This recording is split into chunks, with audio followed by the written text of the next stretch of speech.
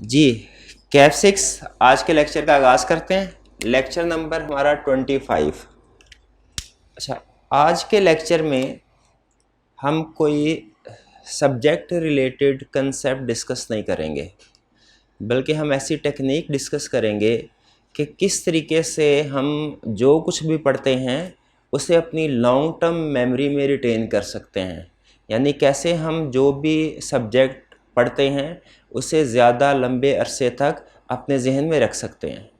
क्योंकि अक्सर स्टूडेंट्स को ये प्रॉब्लम होती है, मैं भी जब स्टूडेंट था तो मुझे भी प्रॉब्लम होती थी कि जब हम सब्जेक्ट्स को याद करते हैं एक दफ़ा तो वो भूल जाता है और उसको रिवाइज़ करने में प्रॉब्लम होती है।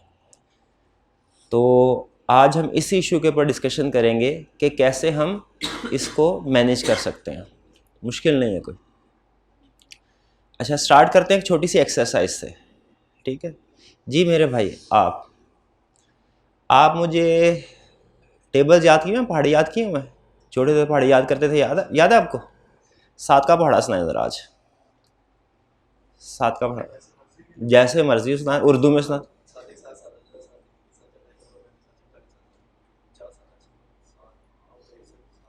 साधा या 70। बिल आपने देखा मैंने कितनी जल्दी सुना दिया और कोई गलती भी नहीं की। आपको याद है आपने लास्ट टाइम 7 का पहाड़ा कब रिवाइज किया था? नहीं याद? शायद 1 साल से ज़्यादा अरसा, शायद 2 साल, शायद 5 साल, या मे बी 10 साल या उससे भी ज़्यादा। 10 साल से भी ज़्यादा अरसा फॉर एग्जांपल, या चलें हम कहते हैं 3-4 साल से भी ज़्यादा अरसा हो गया। आपने एक चीज़ 3-4 साल में एक दफ़ा भी नहीं रिवाइज़ की, लेकिन जब मैंने आपसे कहा आपने ऑन द स्पॉट क्विकली, बगैर रुके बगैर गलती किए आपने मुझे सुना दिया। आप लोगों ने कभी सोचा कि ऐसा कैसे होता है कि कुछ इन्फॉर्मेशन ऐसी होती है जो हम याद करते हैं तो साल साल तक हमारे जहन में होती है, उसे बार बार पढ़ने की ज़रूरत भी नहीं है, और कुछ ऐसी इन्फॉर्मेशन होती है हम याद करने की कोशिश करते रहते हैं, लेकिन वो याद नहीं होती, वो फिर 2-3 दिन के बाद भूल जाती है। सब्जेक्ट कोई भी सब्जेक्ट ले लें, ख़ास तौर पे चूँकि थ्योरेटिकल सब्जेक्ट में प्रॉब्लम आती है, इसीलिए मेरा ये स्पेशल कंसर्न था। सबसे ज़्यादा जो प्रॉब्लम स्टूडेंट मेरे साथ शेयर करते थे वो यही कि सर थ्योरेटिकल सब्जेक्ट्स में, या हमारा MFA पोर्शन है इसमें जो थ्योरेटिकल पोर्शन है, इसमें सर हम चीज़ें याद करते हैं ना तो भूल जाते हैं, रिवाइज करने में प्रॉब्लम होती है हमें। सबसे बड़ा मसला ये, सब्जेक्ट समझ आ जाता है क्या कर रहे हैं, क्वेश्चन भी कर लेते हैं, लेकिन रिवीजन करने में, याद करने और याद रखने में प्रॉब्लम होती है, ख़ास तौर पे आखिरी महीने में। तो इसके ऊपर मैं काम कर रहा था कुछ अरसे से, तो जो मेरे 12 फाइंडिंग्स थे मैं आपके साथ शेयर करता हूँ। ये ऐसा कैसे है कि कुछ इन्फॉर्मेशन हमें याद रह जाती है लंबे अरसे तक और कुछ इन्फॉर्मेशन नहीं। देखिए, इसमें सिर्फ एक चीज़ है, अगर आप इसके ऊपर गौर करें, नोट करें, रिसर्चर ने रिसर्च करके हमें बताई, उन्होंने कहा टेक्निक क्या है आपकी याद करने की, टेक्निक क्या है। आपने जो पहाड़ा याद किया ना टेबल, वो कैसे, जब ज़्यादातर स्टूडेंट्स ने याद, जैसे मैं जब स्कूल में होता था हमें जिस तरीके से याद करवाते प्रोबेबली आपको भी इसी तरीके से याद करवाते होंगे कि टीचर सबसे पहले क्या किया, हमने एक टेबल को याद करना है, टेबल को हमने स्मॉलर पार्ट्स में डिवाइड कर दिया। यानी 7 का टेबल 10 हिस्सों में डिवाइडेड है। आप 7 का टेबल जब याद करते हैं तो बेसिकली 10 तरह की स्मॉलर इंफॉर्मेशन को आप याद कर रहे होते हैं। सबसे पहले आपने जिस कंसेप्ट को याद करना है आपने उसको सब पार्ट्स में डिवाइड किया, ये हमारा पहला स्टेप है। इसलिए कि अगर मैं आपसे कहूँ ना कि एक ऐसे है इंग्लिश का, इसको याद करो, ये आपके लिए याद करना बड़ा मुश्किल होगा। लेकिन अगर मैं आपसे कहूँगा ना एक लाइन याद कर लो, दूसरी लाइन थोड़ी देर के बाद याद कर लेना, फिर तीसरी लाइन उसके बाद, तो ये आपके लिए निस्बतन आसान होगा कि एक एक करके बड़े कंसेप्ट्स को छोटे हिस्सों में तोड़ा और फिर एक एक करके हमने उन कंसेप्ट्स को याद करते गए। सबसे पहले हमने क्या किया, मेन कंसेप्ट था उसे सब पार्ट्स में क्लासिफाई किया।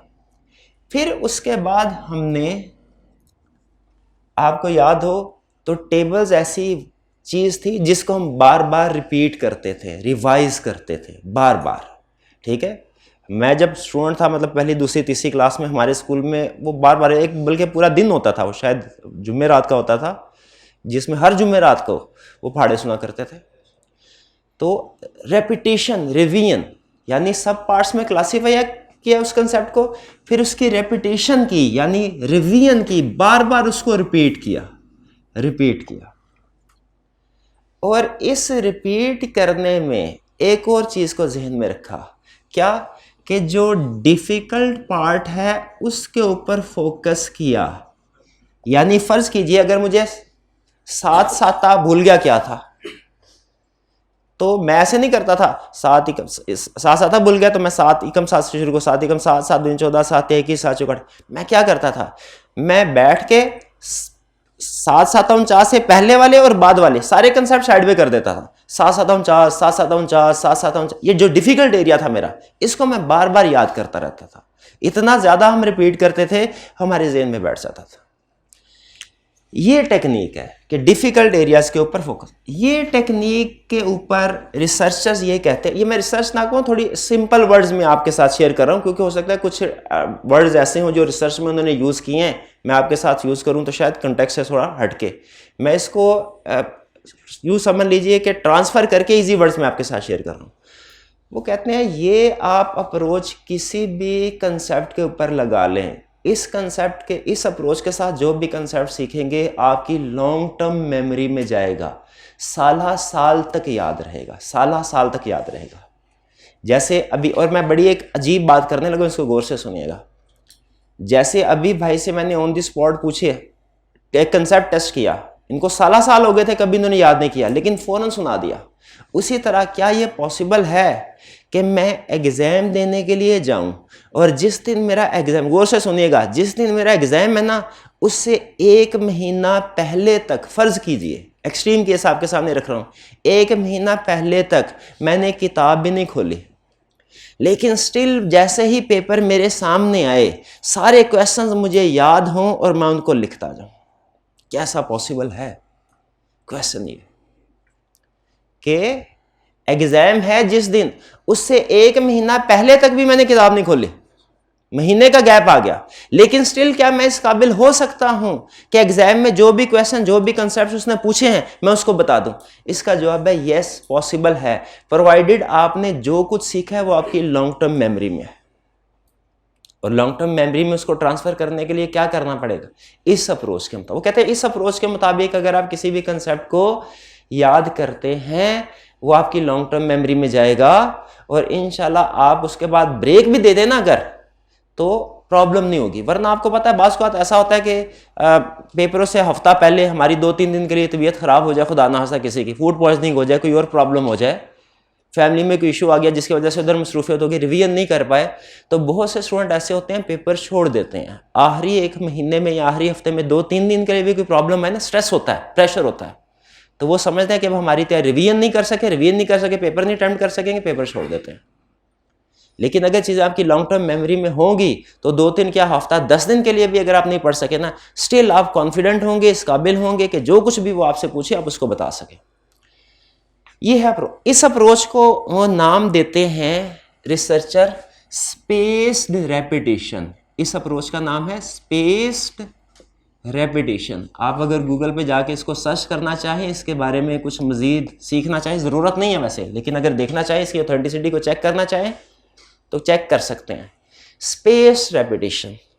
और बहुत से सॉफ्टवेयर्स ईजाद हुए हैं जो कि स्पेस रेपिटेशन के ज़रिए से स्टूडेंट्स की प्रिपरेशन करवाते हैं। ये बेसिकली ज़्यादातर मेडिकल के स्टूडेंट यूज़ करते हैं। हमारे तो इतने ज़्यादा मुश्किल चीज़ें होती नहीं हैं, मतलब हमें लग रहा होता है मुश्किल है, लेकिन अगर आप मेडिकल की, मैं कभी मेडिकल की फील्ड में गया नहीं, पढ़ा नहीं मैंने, लेकिन उधर बहुत से एलिमेंट्स होते हैं, उन्होंने उनके नाम वगैरह याद करने होते हैं, एब्रीविएशन और पता नहीं क्या कुछ, तो बेसिकली उनके लिए ये मोस्ट रिकमेंडेड होती है। लेकिन इक्वली ये हर तरह के स्टूडेंट के लिए इक्वली इफेक्टिव है।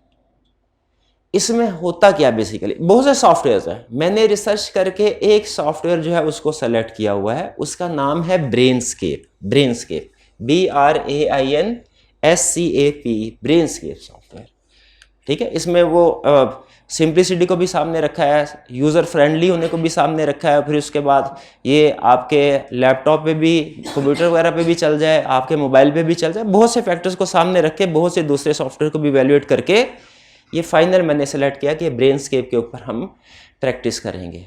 अब इसमें होगा क्या, इसमें इसी अप्रोच को सामने रखते हुए सबसे पहले मैंने क्या किया, मैंने आपका जो भी सिलेबस है, अच्छा अभी ये कुछ चीज़ें मैं कर रहा हूँ, आपने नोट किया होगा, ये मैंने स्टार्ट में आपके साथ शेयर किया था, ठीक है, लेकिन अब इसको हम इम्प्लीमेंट करने जा रहे हैं। तो इसमें चैप्टर वाइज जैसे जैसे हम चैप्टर कंप्लीट करते जाएंगे, मैं हर चैप्टर को छोटे छोटे हिस्सों में, छोटे छोटे कंसेप्ट्स में तोड़ता जाऊंगा कि एक चैप्टर है, उसके अंदर फॉर एग्जांपल 35 कंसेप्ट्स हैं, 40 कंसेप्ट्स हैं या 50 कंसेप्ट्स हैं, मैं उन सारे कंसेप्ट्स के छोटे छोटे हिस्से बनाऊंगा, ठीक है, इनको बोलते हैं हम फ्लैश कार्ड या कार्ड, उनको फ्लैश कार्ड में कन्वर्ट करूंगा, ठीक है, कि अगर आपने ये 35-40 कंसेप्ट्स कवर कर लिए तो इसका मतलब है आपने सारे चैप्टर को कवर कर लिया। आपको पता है किसी भी चैप्टर में हर चीज़ याद करने वाली नहीं होती, काम की चीज़ उसमें इंफॉर्मेशन अगर पूरा पैरा पढ़े ना तो काम की इंफॉर्मेशन में शायद 1.5 या 2 लाइनों में होगी। तो हम, अब ये मेरा काम है, ये सबसे ज़्यादा क्रिटिकल जो वो ये काम है कि ये इंश्योर करना कि पूरे चैप्टर में से वो कंसेप्ट्स कितने हैं और वो कौन कौन सी 1 या 2 या 3 लाइंस हैं जो उस पूरे कंसेप्ट को समेट लेती है अपने अंदर। ये काम, ये मेरी जिम्मेदारी होगी। पूरे चैप्टर को आपके क्लास, यानी पूरी बुक के डिफरेंट चैप्टर्स होंगे, हर चैप्टर के अंदर डिफरेंट कंसेप्ट्स होंगे, वो कंसेप्ट्स मैं बना के उनको अपलोड कर दिया करूंगा आपके इस सॉफ्टवेयर के अंदर। आपने क्या करना है, आपने डेली बेसिस के ऊपर 10 मिनट, ज़्यादा नहीं, एक सब्जेक्ट के लिए सिर्फ 10 मिनट, और वो किसी भी जगह पे आप बैठे हों, ठीक है, मोबाइल आपके पास, आपको पता है जिस जगह पे आप अपना मोबाइल इस्तेमाल कर सकते, जिस जगह पे आप गूगल क्रोम को ओपन कर सकते हैं, आप उस जगह पे रिवीजन कर सकते हैं। आपको बुक की भी जरूरत नहीं है, आपको बुक की भी जरूरत नहीं है, बुक की ही चीजें आपको इस सॉफ्टवेयर के जरिए से मिल जाएंगे। आपने डेली 10 मिनट की रिवीजन, ज़्यादा भी कर सकते हैं, अगर आपको लगे कि आपको फ़ायदा हो रहा है और आपको मज़ीद ज़्यादा प्रैक्टिस करनी है तो ज़्यादा भी कर सकते हैं, लेकिन कम से कम 10 मिनट की डेली आपने रेपिटेशन या रिवीजन करनी है। और इसमें रिवीजन इस तरीके से होगी कि जो आपके डिफिकल्ट, अब देखिए 50 कंसेप्ट्स हैं फॉर एग्जांपल, सारे कंसेप्ट्स आपको पता है एक ही लेवल के नहीं होते, कुछ कंसेप्ट्स इजी होते हैं, कुछ डिफिकल्ट होते हैं। हम जब रिवीजन कर रहे होते हैं ना, ये बड़ी प्रॉब्लम होती है, हम ए से रिवीजन करते हैं, 1 से रिवीजन करते हैं, फिर 2 पे जाते हैं, फिर 3 पे, फिर 4 पे, फिर 5 पे, फिर 10 पे। हालांकि रिवीजन का असूल ये है कि जो आपके डिफिकल्ट एरियाज है ना, आपको पहले उनको फोकस करना। ईजी एरिया तो ऑलरेडी ईजी है, उसको और कितना को रिवाइज करेंगे। आप में से एक्स्ट्रा स्टूडेंट, मैं भी इवन जब स्टूडेंट था तो इन चीज़ों का नहीं पता था, गलती करते थे कि जब बुक खोली रिवीजन करने के लिए चैप्टर 1 से शुरू किया, चैप्टर 1 वो पता चलता चैप्टर 1 20 दफ़ा रिवाइज हो गया और चैप्टर 8 जो है वो 3 दफ़ा हुआ है और 14 की बारी नहीं आई। समटाइम ऐसे होता है। तो डिफिकल्टी, ये सॉफ्टवेयर क्या करेगा, ये ऑटोमेटिकली आपके इनपुट की बेस पे कंसेप्ट्स की क्लासेस बनाएगा। 5 क्लासेस बनाता है कंसेप्ट्स की, आपके जो सबसे ईजी, मोस्ट डिफिकल्ट और फिर दरमियान में 1 2 3 4 5 की रैंकिंग के साथ। और फिर क्या करता है, नेक्स्ट टाइम जब आप रेपिटेशन करेंगे ना या रिवीजन करेंगे, तो जो आपके मोस्ट डिफिकल्ट कंसेप्ट हैं उनको वो ऊपर ले आएगा टेस्टिंग के लिए, और वो आपसे टेस्ट करवाएगा, ताकि हर दफा जब आप बैठे ना, आपका माइंड, आपको चैलेंजिंग टास्क मिले, चैलेंजिंग क्वेश्चन मिले, इजी क्वेश्चन ना मिले, क्योंकि इजी क्वेश्चन तो ऑलरेडी आपके हैं। हाँ, इजी क्वेश्चन भी रिपीट हो रहे होंगे, ये नहीं कि इजी क्वेश्चन जो रिपीट, क्योंकि इजी क्वेश्चन भी कुछ अरसे का गैप आ जाए वो भी भूल सकते हैं। ये प्रॉपर सॉफ्टवेयर के अंदर एल्गोरिथम है, वो खुद से कैलकुलेशन कर रहा होता है कि कौन सा कंसेप्ट कितने अरसे के बाद उसने आपको रीटेस्ट करवाना। आपको इस बारे में परेशान होने की कोई, आपने सिर्फ एक चीज इंश्योर करनी है, क्या, डेली बेसिस के ऊपर 10 मिनट आपने इस सॉफ्टवेयर को दे देने।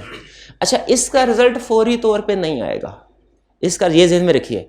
इसको आपको ग्रिप, आपको ये फील होते हुए ना कि हाँ मैं इस चैप्टर में अब गुरु बन गया हूँ, मैं इस चैप्टर का मास्टर, 1 महीना लग जाएगा तकरीबन।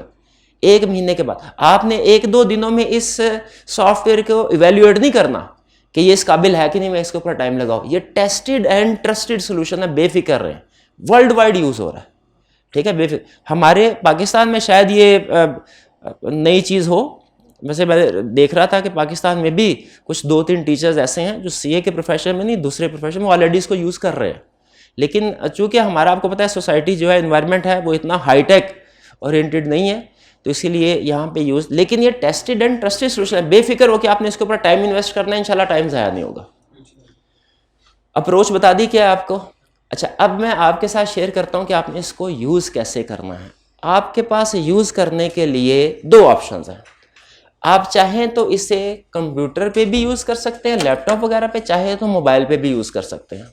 अच्छा, आपका अकाउंट बना होगा ना अगर, तो आप अगर कंप्यूटर पे यूज़ करते हैं, आपका सारा डाटा अकाउंट में सिंक्रोनाइज हो रहा होगा कि आपने क्या रिवीजन की है।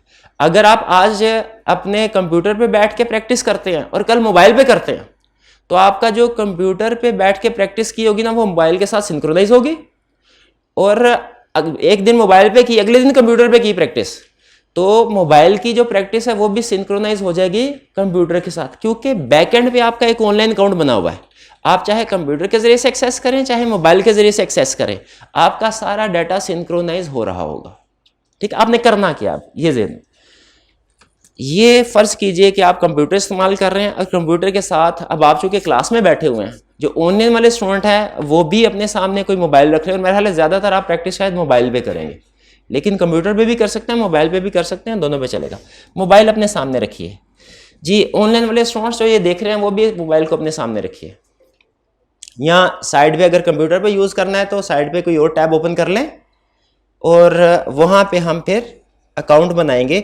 अब मैं आपको क्या सिखा रहा हूँ कि आपने इस पे अकाउंट कैसे बनाना है और इसको यूज़ कैसे करना है जी।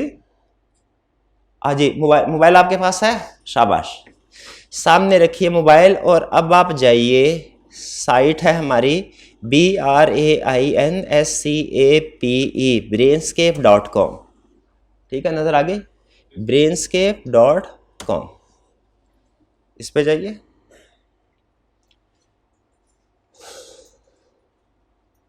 जी, साथ साथ एक दफ़ा मेरे साथ चलते जाइए ताकि जब घर जाएं तो प्रॉब्लम ना हो। भाई उसके साथ बैठ जा, किसी के साथ बैठ जा। घर वाले ने जो मोबाइल के लिए पैसे दिए थे क्या किया उनका? अच्छा, पैकेज के लिए मोबाइल है ना? अच्छा, पैकेज नहीं है, शाबाश। ये जैसे स्टूडेंट होते हैं 20,000 कॉलेज की फीस जमा करवा देंगे और फिर आके पूछते हैं सर पिछले सेशन की किताब चल जाएगी। कॉलेज की 20,000 की फीस दे दी है, 400 की किताब नहीं ले सके। मोबाइल पता नहीं माशाल्लाह 30-35,000 का ले लिया होगा, 200 का पैकेज नहीं करवाया भाई ने। अब कोई बात नहीं, हो जाता है, चलिए। अच्छा, अब ये देखिए, मैं साथ ही साथ आपके साथ मोबाइल पे भी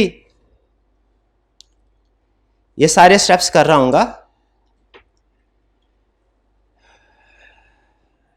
क्रोम पे आए, brainscape.com टाइप किया और ये साइट पे आ गए। ठीक है। अच्छा, यहाँ पे आप देख रहे होंगे ऑरेंज कलर में गेट स्टार्टेड लिखा है। जब आप फर्स्ट टाइम आएंगे तो आपने गेट स्टार्टेड पे जाना है, जब सब्सिक्वेंटली आएंगे तो आपने लॉगिन पे जाना है। उसी तरह अगर आप देखें मोबाइल के ऊपर भी, तो आपको टॉप राइट साइड पे 3 हॉरिजॉन्टल लाइंस नजर आ रही होंगी। इन पे अगर आप क्लिक करेंगे तो अब आपको उसने नीचे वही ऑप्शन दे दी, लॉगिन की भी, गेट स्टार्टेड की भी। अगर फर्स्ट टाइम आ रहे हैं तो आप गेट स्टार्टेड को प्रेस करेंगे। अगर सबसे बाद में आ रहे हैं तो चूंकि अकाउंट बनाने की जरूरत नहीं है, ये गेट स्टार्टेड आपका अकाउंट बनाने के लिए, अकाउंट बनाने की जरूरत नहीं, तो फिर आप लॉगिन पे जाएंगे। हम पहले जाते हैं गेट स्टार्टेड पे। मैंने गेट स्टार्टेड का बटन प्रेस किया जी। अब मुझे बताइए, ये पेज आपके सामने आ गया। ये एक तरह से आपका फॉर्म है जो कि अकाउंट क्रिएट करेगा। इस फॉर्म पे भाई आप फॉर्म पे पहुंच गए। इसमें आपने क्या करना है, आपने फर्स्ट नेम लिखना है, लास्ट नेम, लेकिन जहन में रखिएगा फर्स्ट नेम आपका CRN होना चाहिए, ICAP का CRN होना चाहिए। इसकी रीज़न ये है, बता लिया नहीं, बनाना था अभी। रीज़न इसकी ये है कि ये बेसिकली, अब मैं आपके साथ ज़्यादा बातें मुनासिब नहीं है कि बताऊं कि मैंने इसके ऊपर कितनी रिसर्च की है, या इसमें जो आपकी बुक के कंसेप्ट्स को तोड़ने में, उनको समराइज़ करने में, ट्रांसफ़र करने में मेरी कितनी एफर्ट लगती है। लेकिन ये बहरहाल एक अलहदा से प्रोडक्ट है। ठीक है, ये आपकी ऑनलाइन एजुकेशन में शामिल नहीं है, ऑनलाइन वाले स्टूडेंट्स के लिए और फिज़िकल के लिए भी। ये एक अलहदा से ही एक, समझ लीजिए कि एक फैसिलिटी है। फिलहाल मैं आप लोगों के साथ शेयर कर रहा हूं, लेकिन मे बी इन फ्यूचर ये आप लोगों के लिए अवेलेबल ना हो। ये सिर्फ उन स्टूडेंट्स के लिए अवेलेबल हो जो कि सब्सक्राइबर्स हों। ठीक है। लेकिन इसीलिए CRN किस लिए आपको ऐड करवा रहा हूं, ताकि मुझे बैकएंड पे पता चल जाए कि ये स्टूडेंट जिसने अकाउंट बनाया है, एक्सेस कर रहा है, ये मेरे पास एनरोल्ड है कि नहीं। अगर मेरे पास एनरोल्ड है, मैं इसे फुल स्टडी अलाउ करूंगा। अगर एनरोल्ड नहीं है स्टूडेंट मेरे पास, मैं इसे फुल स्टडी अलाउ नहीं करूंगा, सिर्फ प्रीव्यू अलाउ करूंगा, ताकि ट्रेलर वगैरह देख ले क्या चीज है, इसको पता चल जाए काम की चीज है कि नहीं है, लेकिन फुल ना कर सके। ठीक है भाई, जो आपको पता ही, आप मुनासिब नहीं ये बातें करना, लेकिन आपको पता ही है कुछ स्टूडेंट ऐसे भी होते वो चोरी के लेक्चर लेते हैं, हाँ? तो उनको पूरी सर्विसेज तो ना मिलनी चाहिए। अब जो बंदा पैसे दे के लेक्चर ले रहा है और जो चोरी के लेक्चर ले रहा है, क्या दोनों को इक्वल सर्विस मिलनी चाहिए? नहीं मिलनी चाहिए। फर्क होना चाहिए कि नहीं होना चाहिए? बिल्कुल होना चाहिए। तो ये और इसी तरह की कुछ और भी सर्विसेज हैं जो कि फर्क डालने के लिए हमने रखी हैं। तो इसीलिए CRN, ताकि मुझे CRN से पता चल जाएगा कि ऑथेंटिक यूजर है कि नहीं, बैकएंड पे मैं फिर उसकी सेटिंग जो है उसको चेंज कर दूंगा।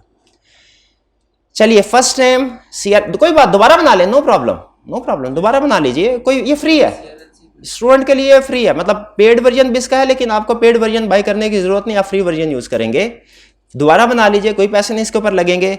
फर्स्ट नेम में कुछ भी लिख दीजिए, CRN के साथ अपना, मतलब CRN अपना नाम और फिर नंबर और फिर अपना नाम लिख दिए इसमें।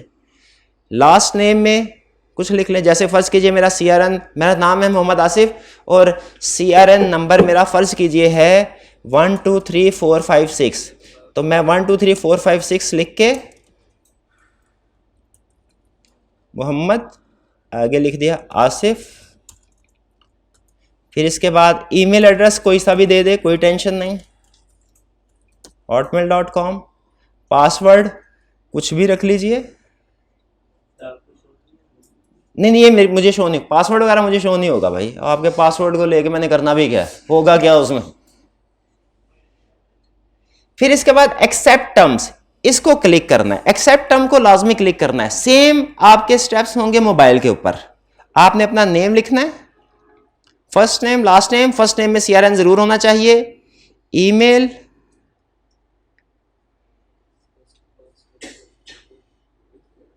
Password,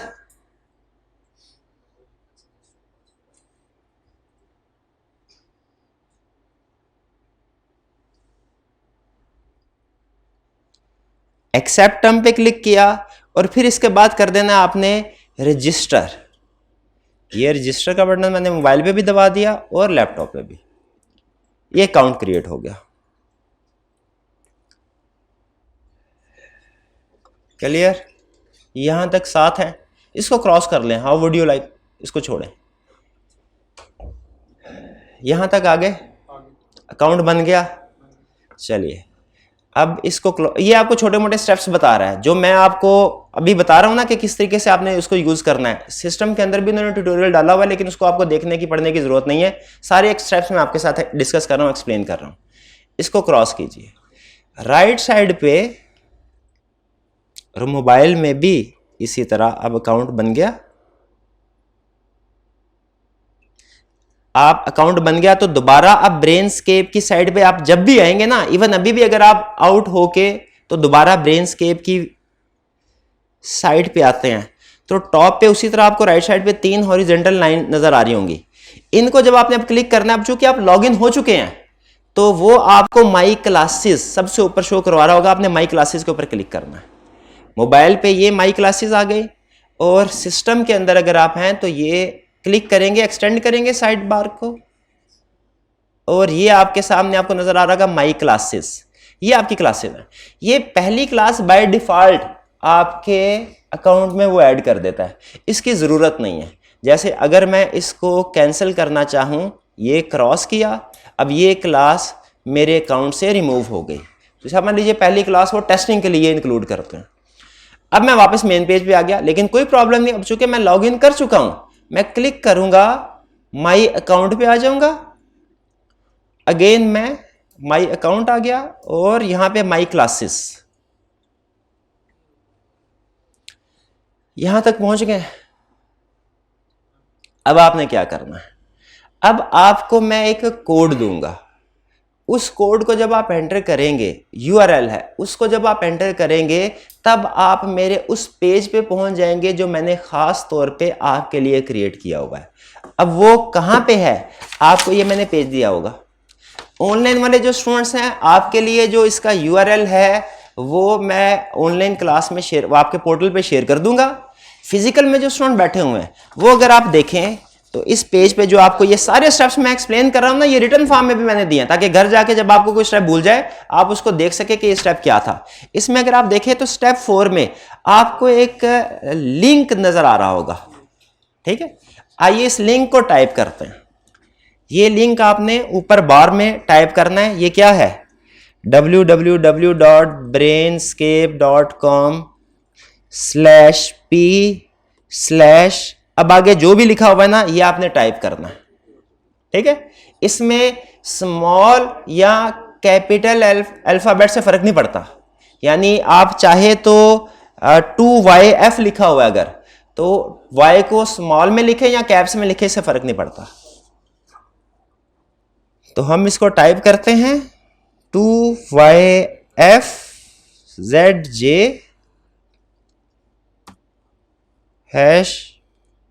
#LH#BZEYQ। देखिए यही है। अब आपने कर देना इसको एंटर। ये हर दफा नहीं करना पड़ेगा, ये फर्स्ट टाइम कोर्स को एक्सेस करने के लिए करना पड़ेगा। आपके सामने ये पेज आ जाएगा, ये देखिए ये पेज आया। सेम स्टेप्स मैं अपने मोबाइल पे भी रिपीट करता हूं।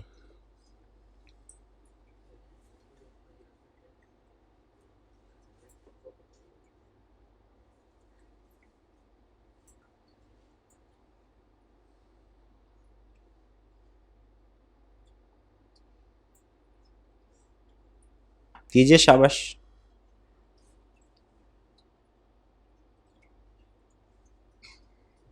ये पहुंच आपके सामने ये आ गया, CAF 06 MFA by M Asif.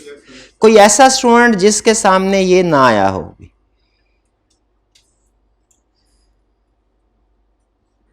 मैं जरा मोबाइल पे भी इसको एक्सेस कर लूं।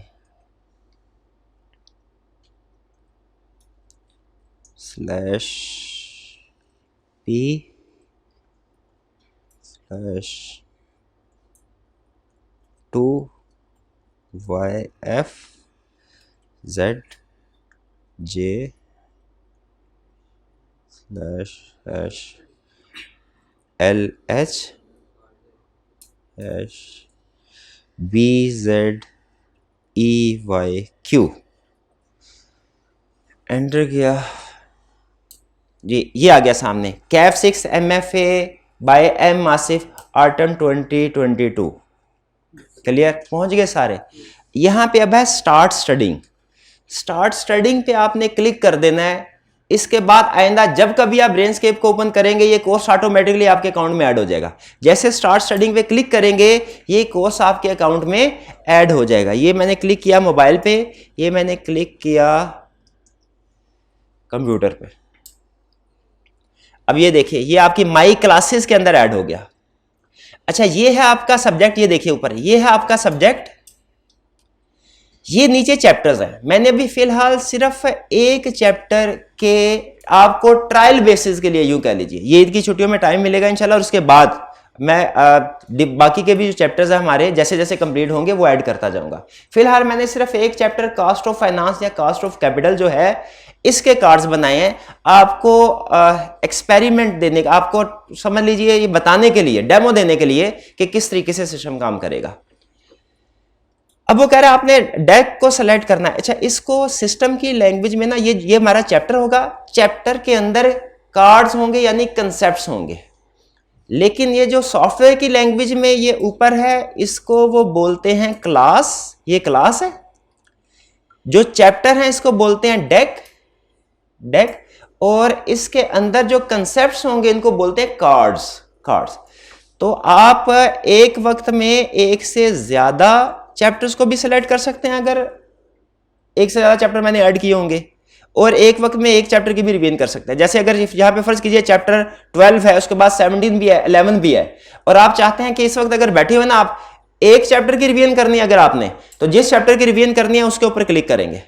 अगर आप चाहते हैं एक से ज्यादा चैप्टर्स की रिवीजन करनी है तो जिस चैप्टर की रिवीजन करनी है उसके ऊपर क्लिक करते जाएंगे, और अगर चाहते हैं सारे चैप्टर्स की रिवीजन करनी है आपने, तो ये ऊपर आपके पास बॉक्स होगा, उसके ऊपर क्लिक करेंगे तो सारे के सारे चैप्टर्स जो हैं वो आपके चेक हो जाएंगे, आप उनकी प्रैक्टिस कर सकते हैं। अब आप चैप्टर 12 पे आइए, चैप्टर 12 पे क्लिक कीजिए। देखिए ऊपर अगर देखें ना आप, डेक्स लिखा हुआ है, ठीक है। अगर आप ऊपर वाली ऑप्शन को सिलेक्ट करेंगे तो नीचे सारे के सारे चैप्टर्स ऑटोमेटिकली सिलेक्ट हो जाएंगे, आप सारे चैप्टर्स की रिवीजन कर सकेंगे। तो चैप्टर 12 को क्लिक कीजिए। जब आप इसको क्लिक करेंगे तो अब आपके सामने क्या आएगा, आपके सामने डिफरेंट कार्ड्स आएंगे वन बाय वन। वो आपसे पूछ रहा है कि आपने एक वक्त में ऑप्टिमल रिवीजन के लिए, देखें इसमें रिवीजन का ये एक असूल ये भी है कि ये नहीं आप रिवीजन करने बैठे हैं तो 2-2 3-3 घंटे रिवीजन करते रहें।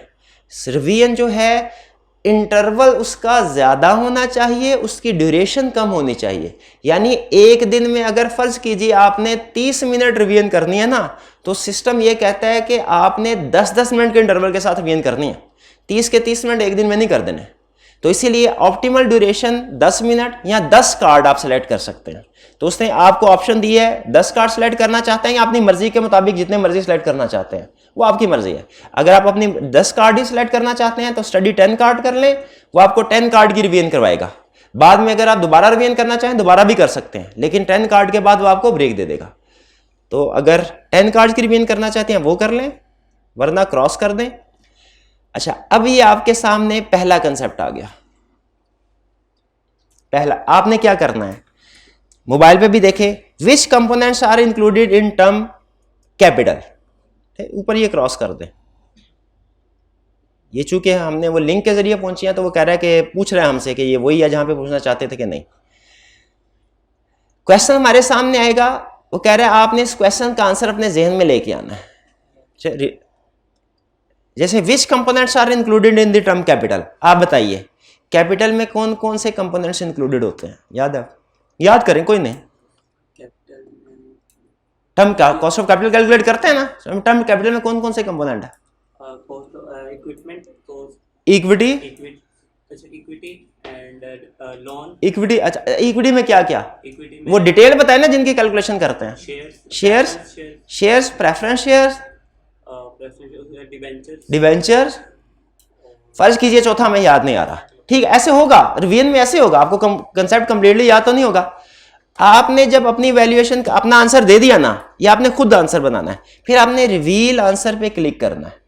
रिवील आंसर में आपके सामने आंसर आ जाएगा कि हमारे 4 कंपोनेंट्स कौन से हैं, ordinary share, preference share, debentures और बैंक लोन।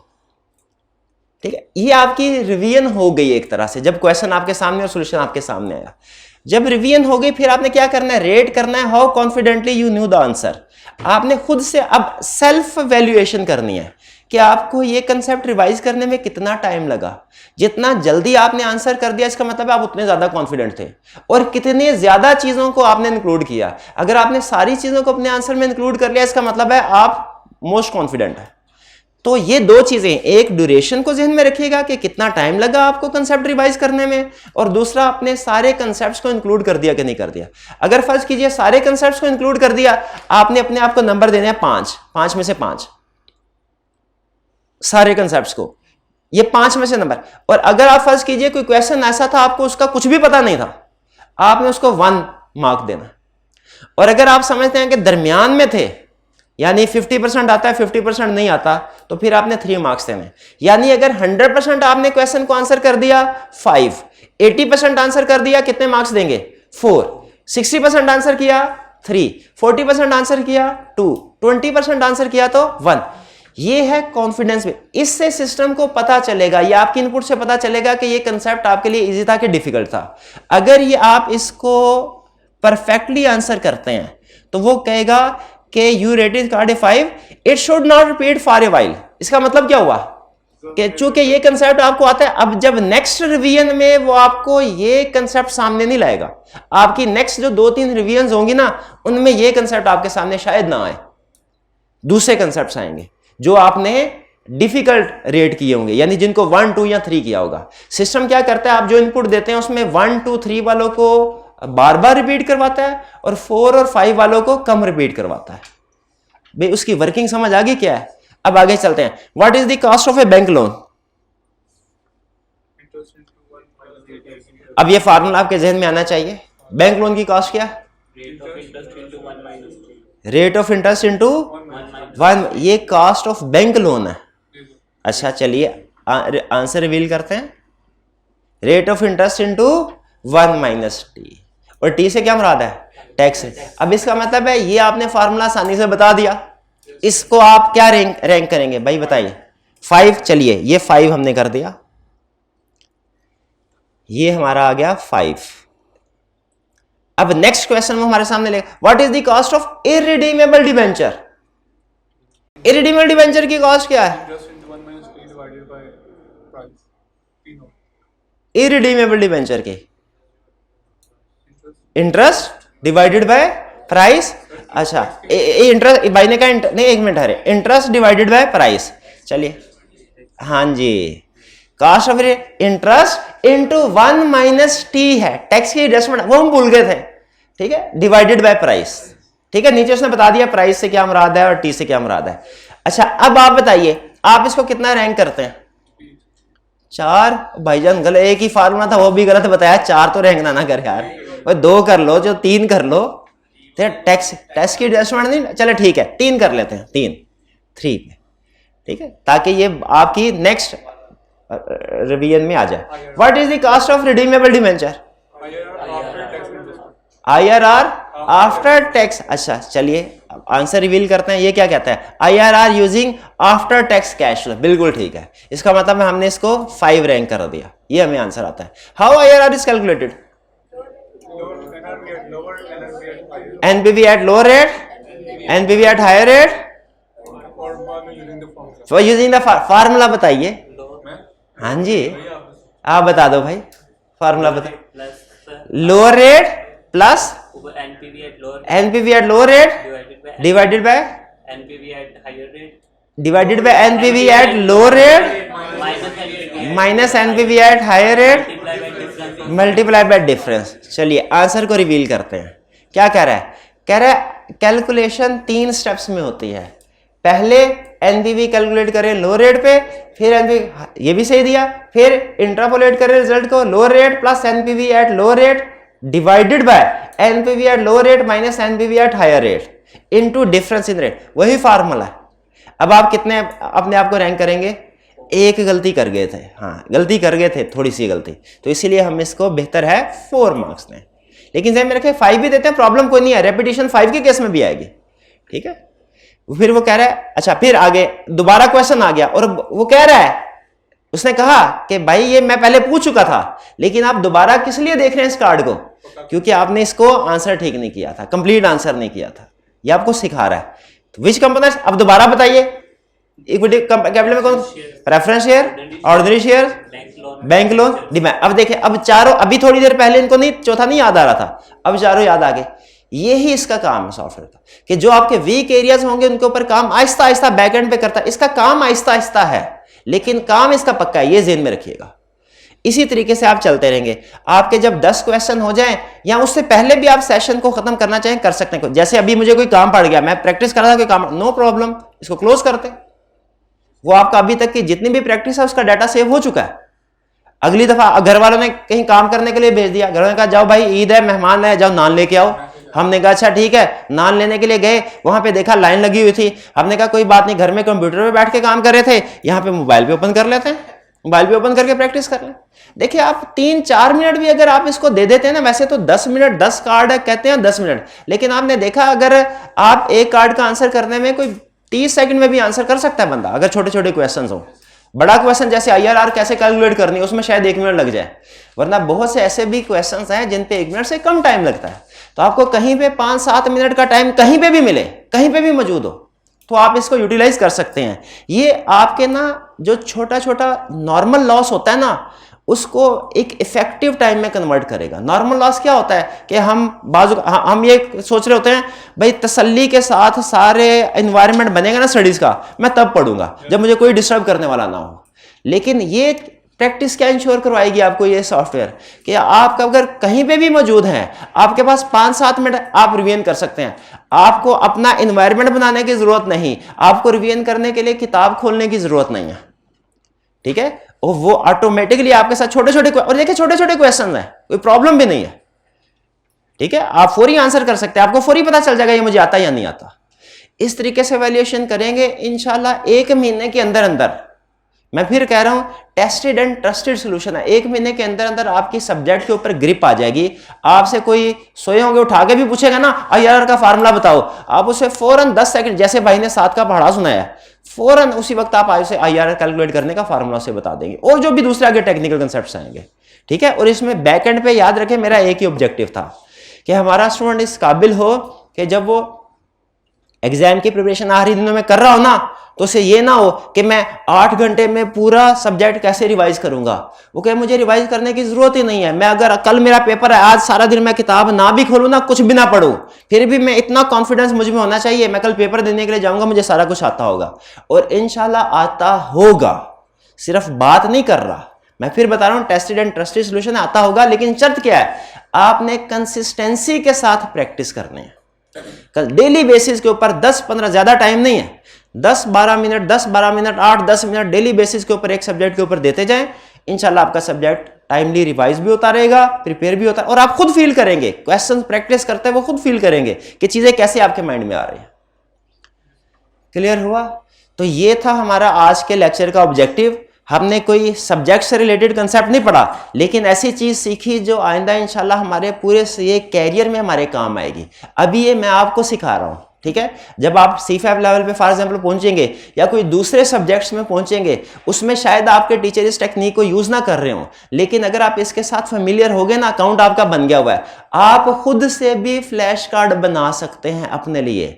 आप नोट्स बनाते हैं ना अपने, उस नोट्स को आप कन्वर्ट कर दिए सॉफ्टवेयर में, हमेशा के लिए सेफ भी हो गए और आपकी रिवीजन भी होती रहेगी। लेकिन अभी इस सेशन में आप खुद ना बनाएं, अभी इस सेशन में आप ऑब्जर्व करें, सीखें कि ये सिस्टम कैसे काम करता है और कैसे आप इससे मैक्सिमम बेनिफिट हासिल कर सकते हैं। जो ईद की छुट्टियां आ रही हैं, इनमें मैं कोशिश करूंगा कि 1-2 चैप्टर्स जो हैं, इनमें वैसे मैंने एक बुक फाइनल करनी है, तो छुट्टियों में शायद इसमें मैं मजीद चैप्टर ऐड ना कर सकूं, लेकिन छुट्टियों के फौरन बाद जैसे जैसे अब हमारे चैप्टर्स कंप्लीट होते जाएंगे, इंशाल्लाह जिस वीक में जो चैप्टर कंप्लीट होगा ना, संडे वाले दिन उस चैप्टर को मैं अपडेट करवा दूंगा आपको पोर्टल पे, ठीक है, ताकि आपकी रिवीजन साथ साथ चलती रहे।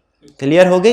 अच्छा, अब आपने CRN चूंकि डाला हुआ है, तो मेरे पास आपका रिकॉर्ड भी आ रहा होगा, मुझे बैकएंड पे ये पता चल रहा होगा कौन सा स्टूडेंट इसको यूज कर रहा है, कौन सा नहीं कर रहा, किसने कितनी दफा यूज किया है, किसने कितने कार्ड को रिवाइज किया है, ठीक है। उसके ऊपर मैं कोई एक्शन नहीं लूंगा, ये आपकी मर्जी है, करना चाहे करें, नहीं करना चाहे ना करें, ठीक है। लेकिन वो मुझे आपकी परफॉर्मेंस का अंदाजा हो रहा होगा कि मेरी क्लास है वो इसमें पार्टिसिपेट कर रही है कि नहीं कर रही, तो कोशिश कीजिए कि आप इसमें पार्टिसिपेट करें। शुरू में मे भी आपको इंटरेस्टिंग लगे, मे भी ना लगे, लेकिन बहरहाल फिर एंड पे बता रहा हूं, ये टेस्टेड एंड ट्रस्टेड सोल्यूशन है। आप पे तजर्बा नहीं हो रहा, बल्कि तजर्बे होने के बाद जो चीज फाइनल होगी है वो आपके सामने रखी जा रही है, ठीक है। तो प्रैक्टिस करेंगे इसके ऊपर। चलिए, यही चीज आपके साथ आज शेयर करनी थी। आज का लेक्चर यहाँ पे खत्म करते हैं। अल्लाह हाफिज।